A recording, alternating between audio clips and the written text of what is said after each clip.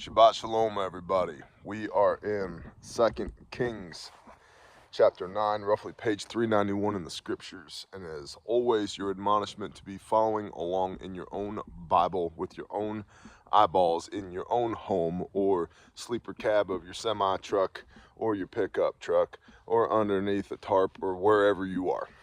Okay? Now, typically, I would say things like, if you didn't see the video from last week or you didn't read the portion from last week, you need to go back and read it. I'm going to double down on that this week because we're going to deal with a whole bunch of kings and names, and you're going to be lost AF if you don't know, if you don't have the context of what we're talking about. And so last week we saw that Joram, who was the son of Ahab, the wickedest king of all of Israel, right? Remember, Israel has split into two houses, the house of Judah and the house of Israel. Joram was the king of Israel, the house of Israel, the 10 tribes, and the son of Ahab. And Joram went to battle against Hazael, who was the king of Aram. And Hazael whooped his booty, okay, and struck Joram. And so Joram goes back to Yisrael, which is a place, to recover from his wounds, right? And then Ahazyahu, the son of Jehoram, the king of Judah, right? Joram and Jehoram, not confusing at all. The king of Judah went down to check on Joram. So the king of Judah is going to check on the king of Israel to see how he's doing, because he was sick, because he got his booty whooped by the king of Aram, Hazael. You tracking? Tracking like a tank bear. Roger that. Chapter 9. And Elisha, the prophet, who was a student of Elijah and received a double portion of the spirit of Elijah when Elijah is taken up into the clouds by the Father. Elisha, the prophet, called one of the sons of the prophets. Again, we know that this term, sons of the prophets, means the men who were studying the word of Yahweh under the prophets at, what do they call that? Not a shiva, yeshiva, that's right, a school, a Bible school, right? But like a real Bible school, not a health, wealth, prosperity, how many Mercedes do you want in your parking lot school? Not one of those, like, you know, turn your life over to the Lord your God and study his word and do his will kind of Bible school. So Elisha goes to one of these guys and he said to him, gird up your loins and take this flask of oil in your hand and go to Ramoth Gilead. Flask of oil. Oil is used for anointing. Remember when Abraham, our forefather, makes the standing stone, I'm sorry, not Abraham, Jacob makes the standing stone, which becomes the cornerstone of the temple at Salem, Jerusalem, Salem, right? The standing stone that he uses as a pillow. He has his dream of this ladder, Jacob's ladder, which is his DNA, his zera, that the Father confirms the covenant through Abraham with to Jacob. I know, drinking from a fire hose. This is why you should read your Bible. He anoints that standing stone with oil. It's the same of the parable of the 10 virgins with Yeshua, with Jesus. Half of them have oil in their lamps, half of them don't. Half of them are anointed by the Father, and half of them aren't, right? And what's the oil? What's the lamp? The oil is the anointing. The lamp, we know from Proverbs, is the Torah, right? This is Solomon speaking, the wisest man in all the world who ever lived, per the Bible. And, oh, hello, Gato. Now's not a good time to fellowship, Gato. I'm talking to the people. The Torah, I believe it's in Proverbs 6, says, your command is a lamp and your Torah is a light.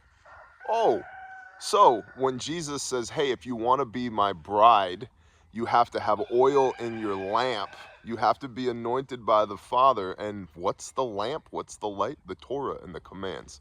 Imagine that. It's almost as if, gosh, I'm in a rabbit hole already and we've made it one verse into chapter 9.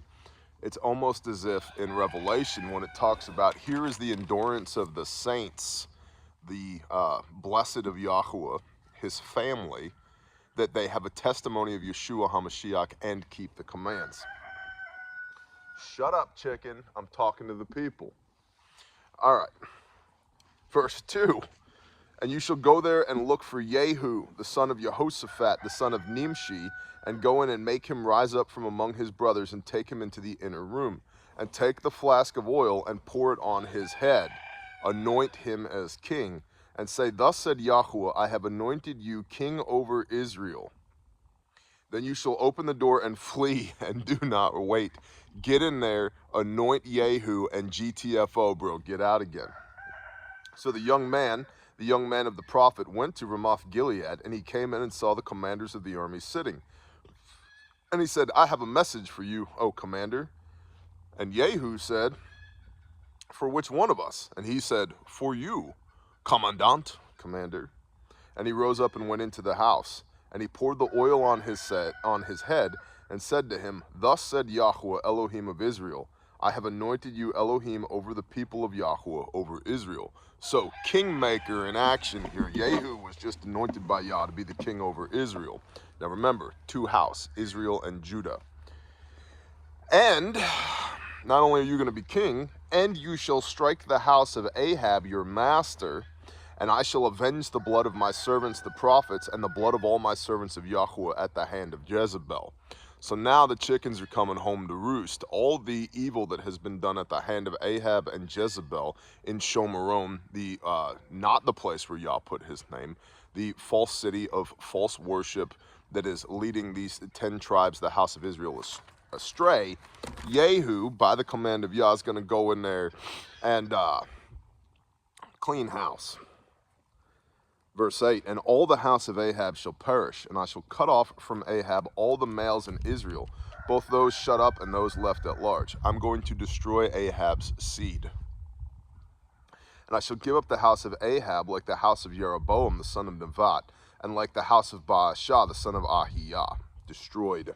And the dogs are going to eat Jezebel in the portion of Israel, and none to bury her. Remember that, thus said Yahweh. And then he opened the door and fled. So he said all this, and then he scooted his boots out of there, because that's a mouthful, and it's a pretty big deal. Hey, good news, Jehu. You're king now, and you're going to go into Israel, and you're going to kill Jezebel, and you're going to destroy the house of Ahab, and you're going to do the will of Yah, and peace, I'm out, homie.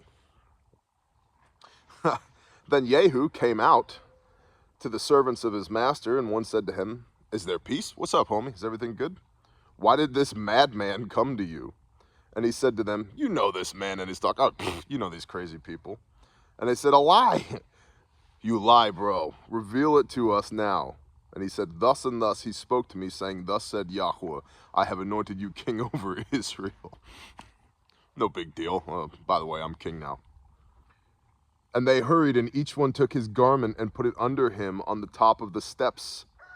They built a little throne on the steps for him. How interesting. And they blew with the shofar, saying, Jehu reigns. Thus Jehu, son of Jehoshaphat, son of Nimshi, conspired against Joram. Who's Joram? Remember, Joram is the king of Israel. He's the one who was wounded by the Hazael, the king of Aram, in this battle in chapter 8. Conspired against Joram. Now Joram had been guarding Ramoth Gilead, he and all Israel, against Hazael, the king of Aram. And so they're holed up at Ramoth Gilead. Joram, the former king of Israel, is holed up at Ramoth Gilead, and they're holding in position against the king of Aram. But King Jehoram, remember King Jehoram, are you confused yet? Who was the king of Judah, had returned to Israel to recover from the wounds which the Arameans had stricken him when he fought with Hazael, king of Aram. Jehu now said, if this is your desire, let no one leave or escape from the city to go and make it known to Israel. So, we're going to besiege this place, we're going to destroy everybody, and not a soul is going to live to get the word out. And Jehu rode in a chariot and went to Israel, for Joram was laid up there. And Ahaziah, king of Judah, had come down to see Joram. And a watchman stood on the tower in Israel, and he saw the company of Jehu as he came, and said, I see a company of men. And Jehoram said, get a horseman. The former king of Israel said, get a horseman, and send to him to meet them, and let them say, is there peace? Go ask what is up with this guy who's riding a chariot up here. now coming to Ramoth Gilead. And the horsemen went to meet him, and said, Thus said the king, is there peace? And Jehu said, What have you to do with peace? Turn around and follow me. And the watchman spoke, saying, The messenger went to them, but is not coming back. So they sent this guy out to inquire of Jehu, and Jehu basically co-opted this guy. Then they sent out a second horseman who came to them and said, Thus said the king, is there peace? And Jehu answered, What have you to do with peace? Turn around and follow me. And the watchman spoke, saying, He went up to them and is not coming back. And the driving is like the driving of Jehu, son of Nimshi, for he drives madly. Apparently, Jehu was known for his driving skills or lack thereof, and so they were able to tell from the way that he was driving. Pretty sure that's Jehu, and the two guys we sent out to talk with him didn't come back. Now they're with him. Probably a bad sign. Then Jehoram, former king of Israel, said, Hitch up, and his chariot was hitched up. And Jehoram, king of Israel, and Ahazyahu, the king of Judah, went out, each in their chariots. So now, think about this now. Ramoth Gilead, which is this city, and the former king of Israel, Jehoram, and the king of, who is the former king of Israel, and Ahazyahu, the king of Judah, are both in their chariots coming out, the two of them, coming out of Ramoth Gilead. Coming from the other direction is Jehu in his chariot, who has just been anointed king by Yahweh. Got the oil poured on his head, right?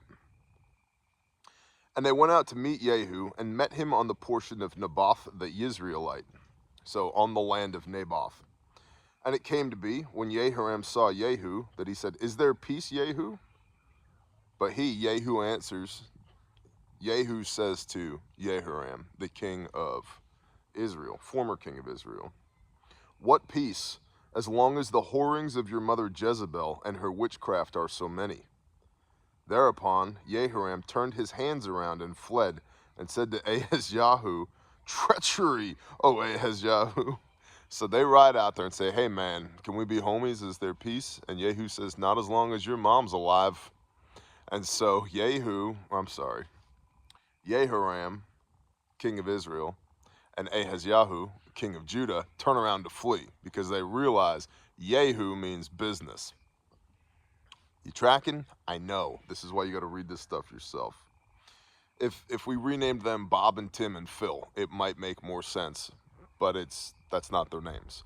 We're dealing with Jehoram, the former king of Israel, Jehu, the new king of Israel, and Ahazyahu, the king of Judah. Okay? So Jehu drew his bow and struck Jehoram between his arms, and the arrow came out of his heart, and he sank down in his chariot. So he shoots him through.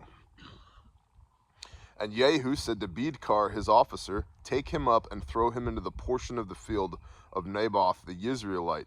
Remember how you and I were riding together behind Ahab his father, and Yahweh lifted up this pronouncement against him. Have I not seen the blood of Naboth and the blood of his sons last night, declares Yahweh? I shall repay you in this portion, declares Yahweh. And now take up, throw him on the portion according to the word of Yahweh. Take his bleeding, almost dead body and go throw him in this field to fulfill the word of Yahweh. All right. By the way, Jehu kind of gets after it here. And we're going to see there's a nature versus nurture aspect here, which we'll come around to in chapter 10. But Jehu is, how would they put it in the charismatic church? He was on fire for the Lord, brother.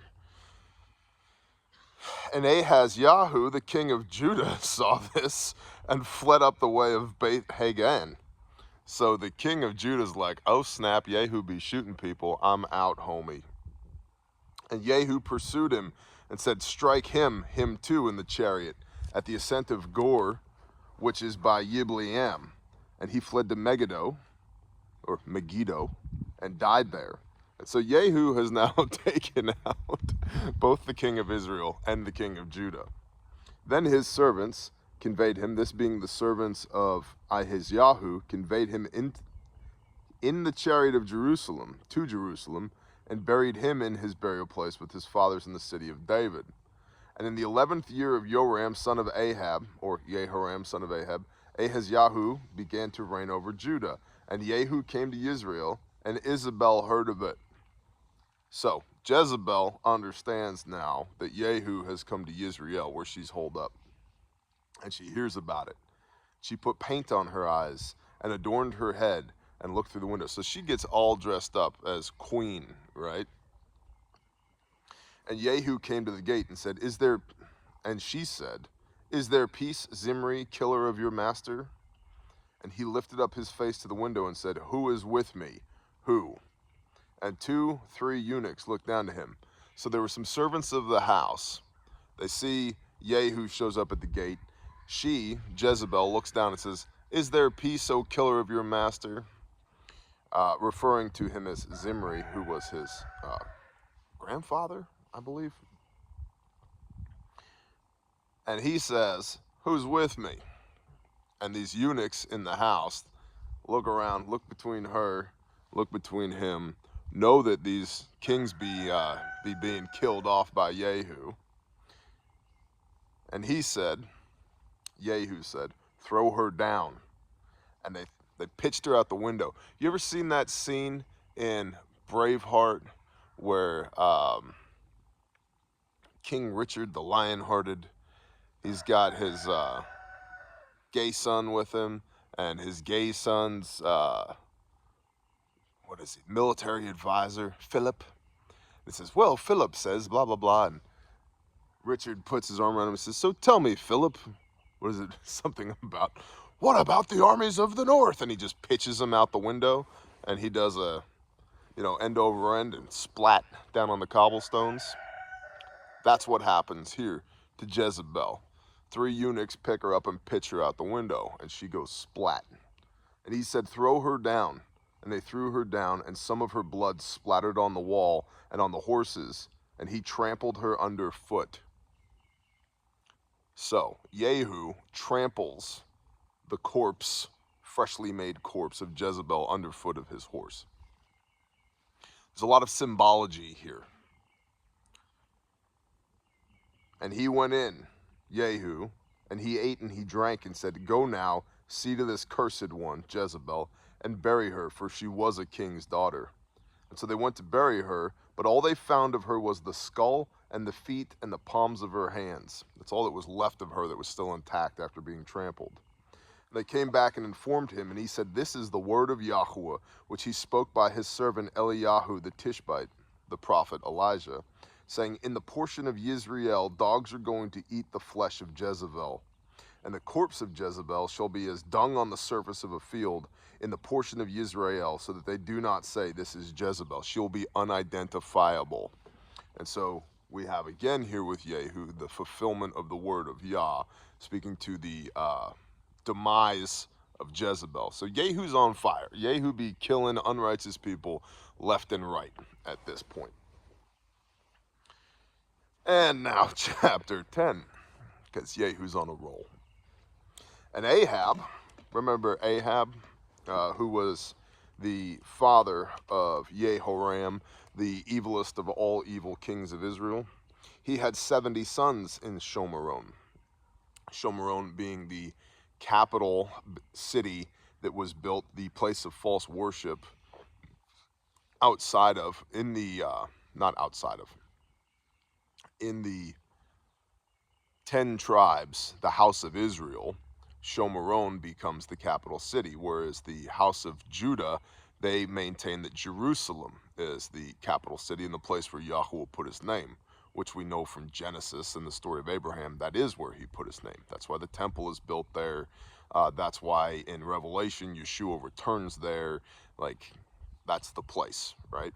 But this system of false worship with the 10 tribes, the house of Israel, they are worshiping and set up at Shomeron. That's why the story of the woman at the well is so powerful with Yeshua, because he's in Shomeron, and she basically personifies the whore and the system of false worship, but because of her belief in Messiah, she is redeemed, and she teshuvas, she turns from her wicked ways, she believes Yeshua is Messiah, and she has a change of heart, and in that moment she's grafted in.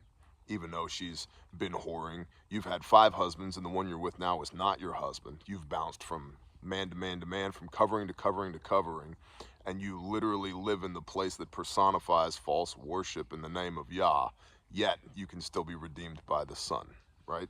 That's why that's such a powerful story. So Shomeron here is where Ahab had reigned as the house of Israel, and Ahab had 70 sons. And so Jehu wrote letters and sent to Shomeron, to the rulers of Yisrael, to the elders, and to the guardians of Ahab, saying, "And now, when this letter comes to you, since your master's sons are with you, and you have chariots and horses and a walled city and weapons, choose the best and most upright of your master's sons, and set him on your father's throne, and fight for your master's house." So Jehu writes to them and says, "Hey, Ahab, you had 70 sons. Y'all think you're something. Why don't you choose amongst you who's going to be king?"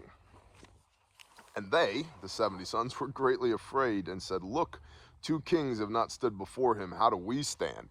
Basically, they said, Jehu killed both the king of Israel and the king of Judah. And now he wants to set up one of us as king. How are we supposed to stand before him? And he who was over the house and he who was over the city, the elders also and the guardians, sent to Jehu, saying, "We are your servants, and all that you say to us we do. We're not going to set up anyone to reign. Do what is good in your eyes." And he wrote a second letter to them, saying, "If you are for me, and if you obey my voice, take the heads of the men, your master's sons, and come to me at Israel by this time tomorrow." Now the king's sons, 70 beings, were with the great men of the city who brought them up. By the way, 70 sons, false worship, Shomeron, the Tower of Babel, the 70 nations that come out of Babel. There's a parallel here between Ahab and Shomeron and the 70 sons, and Babel and the Tower of Babel and the 70 nations that come out of it, right? All of which are unrighteous. And so Jehu writes this letter to the men of renown within this city, and he says, "If you're for me, if you serve me, we are your servants, and all that you say to us we do." He says, "Cool, take the heads of the men, your master's sons," those 70, "and come to me at Yisrael by this time tomorrow." Now the king's sons, 70 beings, were with the great men of the city who brought them up. And it came to be, when the letter came to them, the great men of the city, that they took the king's sons and slew them, 70 men. So they, the men of Shomeron, the men of Yisrael, take the 70 sons of Ahab and kill them and lop their heads off, and put their heads in baskets and sent them to him at Yisrael. They send them to Jehu as a sign of, "Hey, that thing you told us to do in the letter, we did it. Here's the proof." Then a messenger came and informed him, saying, "They have brought the heads of the king's sons." And he said, "Make 2 heaps at the entrance of the gate until morning." 2 heaps of piles of heads. Talk about 2 witnesses, right? In the mouths of 2 or 3, let everything be established. How about 2 piles of heads outside the gates? And the thing with the head is, even in death, you know who you're looking at. And everybody knew these were the 70 sons of Ahab. Talk about a strong sign. Jehoram has been killed. Ahazyahu has been killed. Jezebel has been killed and trampled to the point where she's unrecognizable by a horse. And now 70 sons have had their heads lopped off, and 2 piles have been made outside the gate. Jehu's getting after it. And it came to be in the morning that he went out and stood and said to all the people, "You are righteous. Look, I conspired against my master and killed him. But who struck all of these? See, y'all have some promise. I did kill those 2 kings, but y'all did this. Good on you. You are righteous. Know now that not one word of Yahweh, which Yahweh spoke concerning the house of Ahab, does not fall to the ground. For Yahweh has done what he spoke by his servant Eliyahu. Look, not a thing that Yahweh said is not going to come to fruition." And Jehu struck all those left in the house of Ahab and Yisrael, and all his great men, and his friends, and his priests, until he left him without a survivor. He wipes out the bloodline of Ahab and all who were friendly to Ahab, as was spoken by Yah in chapter 9. And he, Jehu, rose up to go, and went to Shomeron. On the way at Beit Aked of the shepherds, Jehu met the brothers of Ahazyahu, the king of Judah. So remember the king of Judah, who he killed, Ahazyahu. So Jehu runs into them on the way up to Shomeron. And he says, "Hey, who are you?" And they answered, "We are the brothers of Ahaz, and we've come down to greet the sons of the kings of the sons of the sovereigness mother." They were on their way to go hang with the 70 sons of Ahab, who just got their heads lopped off. What a windfall for Jehu. So Jehu runs into these 42 guys who were the sons of Ahaz, the now dead king of Judah, who were on their way up to Shomeron to conspire with the 70 sons of the now dead Ahab, Jezebel, Jehoram. And he, Jehu, said, "Take them alive." And so they took them alive and then slew them at the well of Beit Aked, 42 men, and he left none of them cleaning the house. And he left there, and he met Jehonadab, the son of Rechab, coming to meet him, and blessed him and said to him, Rechab, the Rechabites, what is it, Jeremiah 36?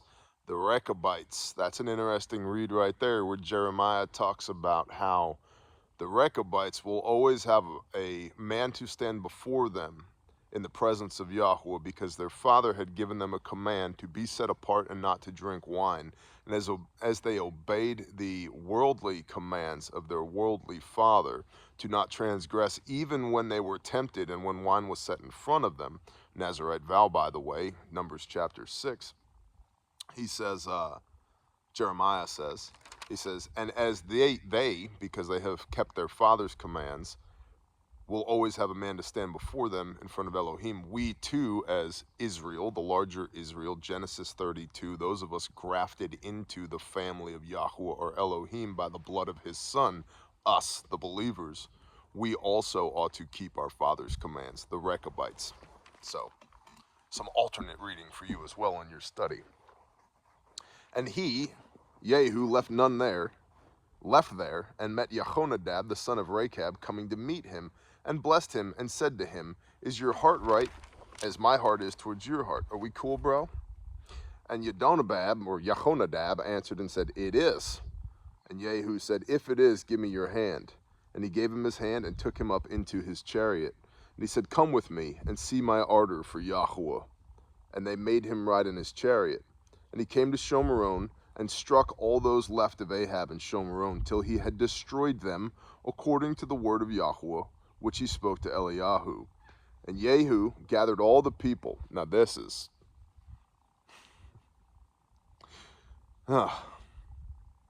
good move right here. And Jehu gathered all the people, and said to them, "Ahab served Baal a little. Jehu serves him much." Wait a minute, I thought Jehu was doing the word of Yah. Thou shalt not lie. Nope, that's not what it says. It says, thou shalt not bear false witness. Watch what Jehu's about to do here. Oh, you thought Ahab served Baal? I was just a little bit. Jehu serves Baal a whole lot bit. And now call to me all the prophets of Baal, and all of his servants, and all his priests, and let no one be missing, for I have a great slaughtering to make to Baal. Anyone who is lacking shall not live. Bring all the prophets of Baal, bring all the worshipers of Baal. We're going to have a huge Baal party, bro. It's going to be awesome. You thought Ahab loved Baal? Jehu loves him so much more. But Jehu did this deceptively in order to destroy the servants of Baal. And Jehu said, "Set apart an assembly for Baal." And so they proclaimed it. And Jehu sent throughout all Israel, and all the servants of Baal came, so that there was not a man left who did not come. And they came into the house of Baal. Now, by the way, remember that they had literally built a temple to Baal, a false god at this point, in Israel. Yea, Ahab, total scumbag. It's one of the reasons the Father hates false worship. That's why you're commanded to do his stuff, not your stuff, because it just feels right if I worship this way. Well, you're worshiping Baal, and the Father hates that. And this is what happens to people who are in false worship. And Jehu sent throughout all Israel to all the servants of Baal, so that there was not a man left who did not come. And they came into the house of Baal, and the house of Baal was filled from end to end. And they said to him who was over the wardrobe, "Bring out the garments for all the servants of Baal." And he brought out garments for them. And Jehu and Jehonadab, the son of Rechab, went into the house of Baal. Remember, the son of Rechab that he had picked up with his chariot. and said to the servants of Baal, search and see that no servants of Baal are here with you, but only the search and see that no servants of Yahweh are here with you, but only the servants of Baal. Separating the sheep from the goats, anybody? Let's just make sure that everybody in here, of everybody who's in here, none of them are those that serve Yahweh. Only the servants of Baal are here. And so they went in to make slaughterings and ascending offerings. Now Jehu had appointed for himself 80 men left on the outside. And he said to them, the man who lets escape any of the men whom I have brought into your hands, his life for his life. Basically, he puts 80 guys outside this temple to Baal and says, you do not let anybody escape. If you do, I will kill you. And it came to be, when he had finished making the ascending offering, Jehu said to the guards and to the officers, go in, strike them, and let no one come out. And they struck them, the prophets of Baal and all those in false worship, with the edge of the sword. And the guards and the officers threw them out and went into the inner rooms of the house of Baal and brought out the pillars of the house of Baal. The pillars of the house of Baal. What are those pillars? Asherah, also known as obelisks, also called steeples. They are penises. They are phallic symbols. They are signs of false worship, and most people bow down underneath them on Sunday morning, even though we are commanded not to make an altar to Yahweh our Elohim, the Lord our God, in any place where an Asherah has stood. We are to utterly destroy them. And think about systems of false worship here. And I realize there's a lot of people who are on the milk and have no idea about the meat, the stuff that I'm spitting right now. But that's on you, boo. You have to take personal responsibility for your faith and your understanding and your relationship with the Father.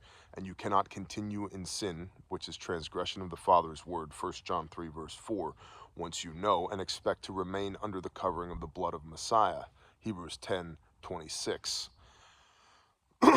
Tear down the Asherah. Stop worshiping underneath them. Doesn't matter if it doesn't mean that to you. Oh, well, it doesn't mean that to me. It means that to Yah. And if you put your feelings over Yah's commands, guess what? You have made you the Elohim in this relationship, which means you're not being obedient to him at all, which means you have zero expectation of both the promise of the seed of Abraham, aka everlasting life, as well as the blessings that go with it. That's biblical.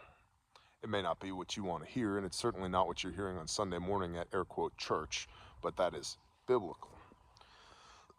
And they brought out the pillars of the house of Baal and burned them, and broke down the statue of Baal, and broke down the house of Baal, and made it a latrine to this day.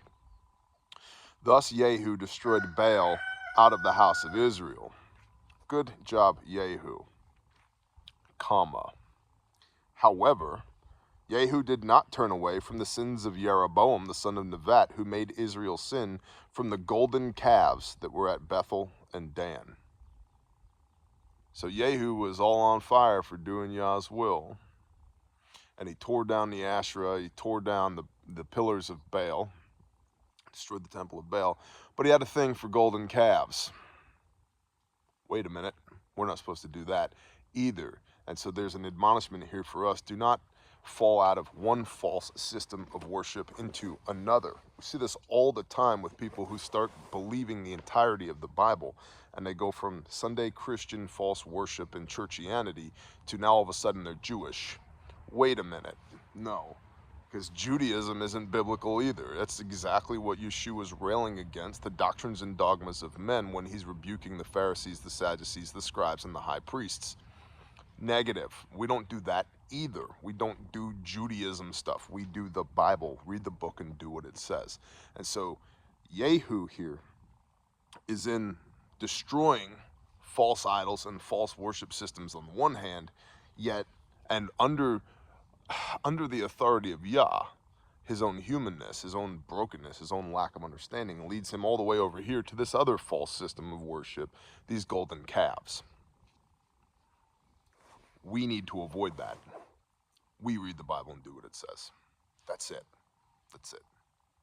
Not churchianity, not Judaism, not, well, Rabbi Chaim ben Shmuel said one time 1,000 years ago. No, we read the book and do what it says.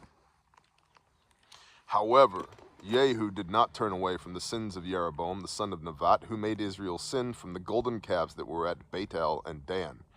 And Yahuwah said to Yehu, because you have done well by doing what is right in my eyes, and have done to the house of Ahab all that was in my heart, your sons are going to sit on the throne of Israel to the 4th generation. But Yehu did not guard to walk in the Torah of Yahuwah Elohim of Israel with all of his heart, for he did not turn from the sins of Jeroboam, who made Israel sin. In those days, Yahuwah began to cut off some in Israel, and Hazael, remember the king of Aram, struck them throughout the border of Israel. So Yehu had the opportunity to walk in Yahuwah's ways here. And while he was, things were going really, really well for him. But as he starts to turn into this false system of worship now, all of a sudden these outside threats are coming and they can't stand against them. Who'd have thought? And in those days, Yahuwah began to cut off some in Israel, and Hazael struck them throughout the border of Israel, from the Jordan to the sun rising, all the land of Gilead, the Gadites and the Reubenites and the Manassites, from Aroer, which is by the Wadi Arnon, including Gilead and Bashan, and the rest of the acts of Yehu, and all that he did, and all his might, are they not written in the book of the annals of the king of Israel? So Yehu slept with his fathers, and they buried him in Shomeron. And Jehoahaz, his son, reigned in his place. And the days that Yehu reigned over Israel were 28 years.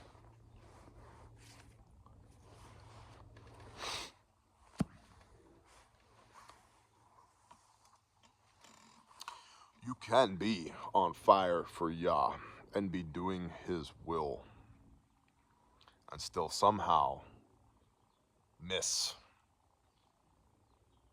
fall into false systems of worship.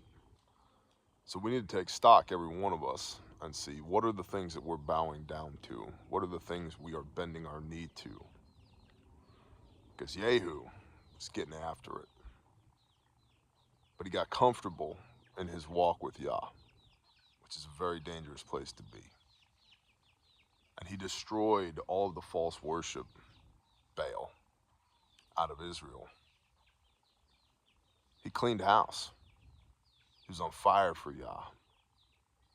Then he kind of settles into his throne as king. And think about the parallels here for us.